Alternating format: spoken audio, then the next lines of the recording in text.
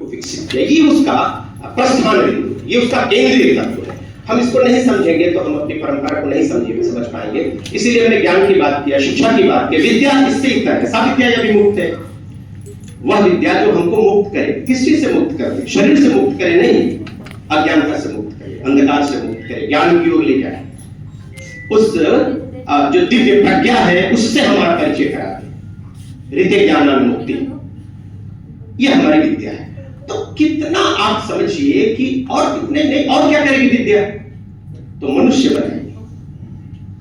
दुनिया में पूरे पश्चिम में विद्या को लेकर परिकल्पना नहीं है।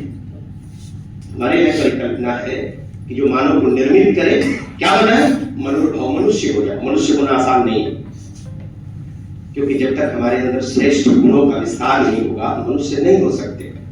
और मनुष्य हो जाएंगे तो हमारी भूमिका खत्म हो गई। विद्या कहती ना, जनया दैव्यम जन्म, अपनी तरह ही श्रेष्ठ आचरण वाले मनुष्य को पैदा करो, मल्टीप्लाई करो।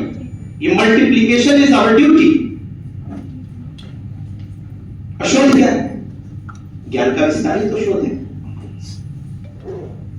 रेड मैन मैरी, बड़ी एक फेमस पुस्तक है सर, और उसके बारे में बताएंगे आप सबको। रोमांस ऑफ रिसर्च बड़ी सुंदर बात कहता है।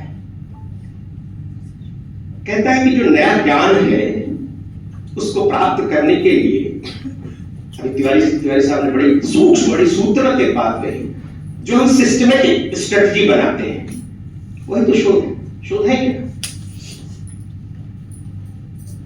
एडवर्ड और आगे इस बात को बढ़ाता है और कहता है कि भाई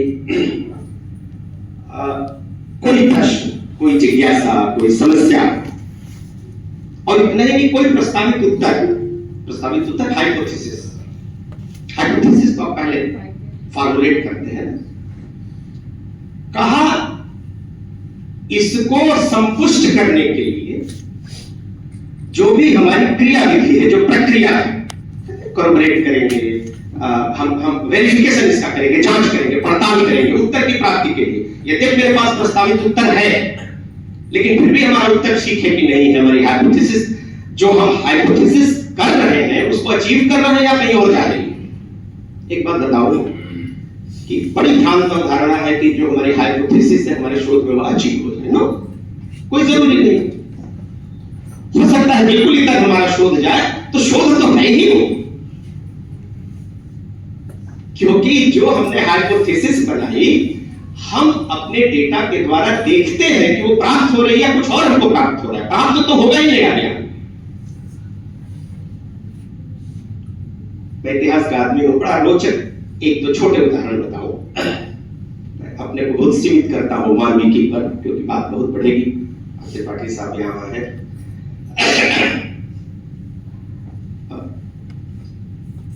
जब मैं शोध कर रहा था तो एक विषय मेरे सामने था। उस समय बड़ी एक attractive theory professor R S Sharma की आई हुई थी। उन्होंने कहा था कि मेरी बात कम्युनिकेट हो रही है ना, कोई दिक्कत तो नहीं है।